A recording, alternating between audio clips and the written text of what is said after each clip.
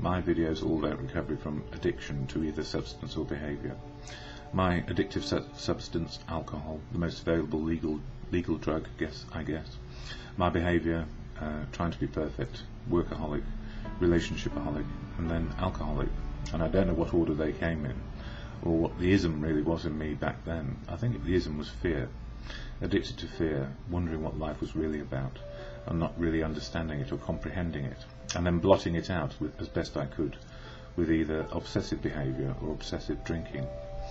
And that was in the latter days, I guess, but I was always a heavy drinker, and I was taught well, and there's no blame in that, it's just the way things were. So these days, one day at a time, trying to make life work as it can, with choices, and part of that, for me, is being part of the fellowship of AA, Alcoholics Anonymous. And I don't speak for it.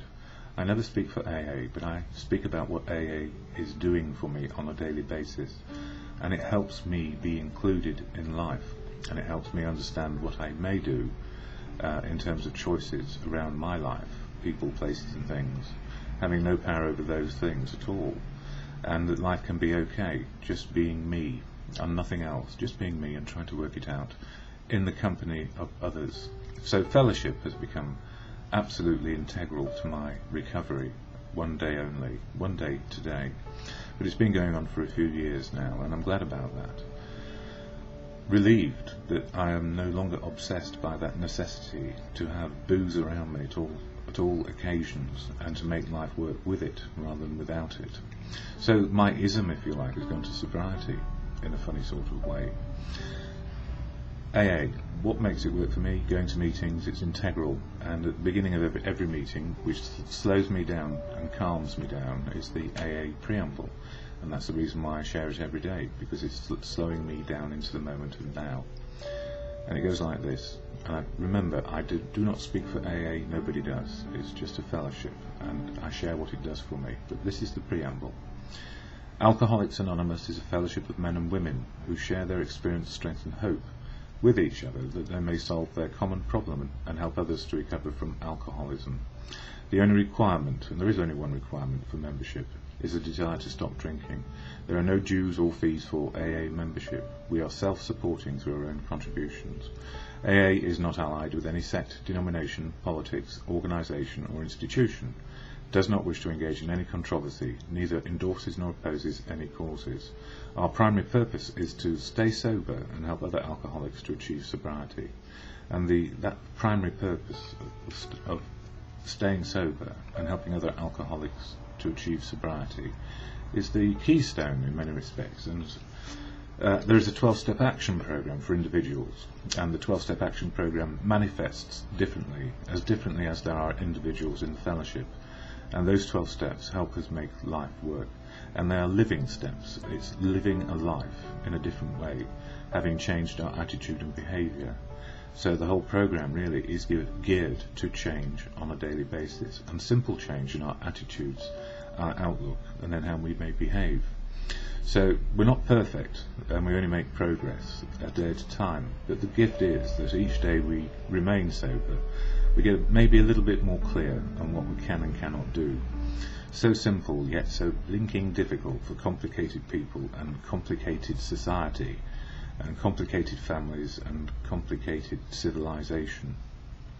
So it really brings things down into a simple 12-step process.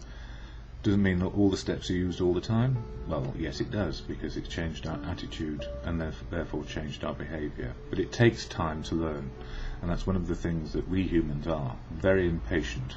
And often when we've used drink or drugs or substance or behaviour, it's about fixing ourselves quickly so we don't feel the fear of life, or we put a brave face on and hide, or we use our ego to make ourselves feel better. And the actual truth is we are better off with confidence, faith and courage. And it's not blind courage, it's not blind confidence, and it's not blind faith. It's faith in human nature. And the word God appears many times in the literature of AA, and also for those who are God believers. But it doesn't matter what you believe in. It's as long as you believe in something which is a higher power than us, ourselves. And for me it's good conscience, or as God manifests through people. That is the way they are. And that God represents truth and love. So for that, the higher feelings, if you like, if there are higher and lower feelings, the ones we prefer to have, of love, truth, honesty, openness, willingness, all those things we would prefer to be rather than the negative. So that's what the fellowship does. It just helps us daily. And the daily reflections, this book, this one here, covers a step a month. And step 3, as it reads in the 12-step program, says this. And it says, made a decision to turn our will and our lives over to the care of God as we understood him. And that sounds like we understood him means one way. Well, it doesn't. It actually means the individual chooses or understands God their way, or their higher power, or their good conscience, or whatever it is that defines a higher power. Something we can relate to, in the big picture of life, which is beyond my own boundaries. What is the best or right or good next thing to do, based on what is good for everyone? Inclusivity rather than exclusion. So when it refers to God, it's the God of your understanding, not mine, which is important, or the higher power you have in your life, which could be good conscience or whatever it may be. It's yours, and it's a precious possession, I guess, an understanding of a higher power. So for March 18th, in this book, Daily Reflections, 1 page a day for a year, it says real independence, and I'll try and say it as best I can. The more we become willing to depend upon a higher power, the more independent we actually are. I start with a little willingness to trust God, or good conscience, and he causes that willingness to grow. The more willingness I have, the more trust I gain, and the more trust I gain, the more willingness I have. My dependence on God grows as my trust in him grows. Before I became willing, I depended on myself for all my needs, and I was restricted by my incompleteness.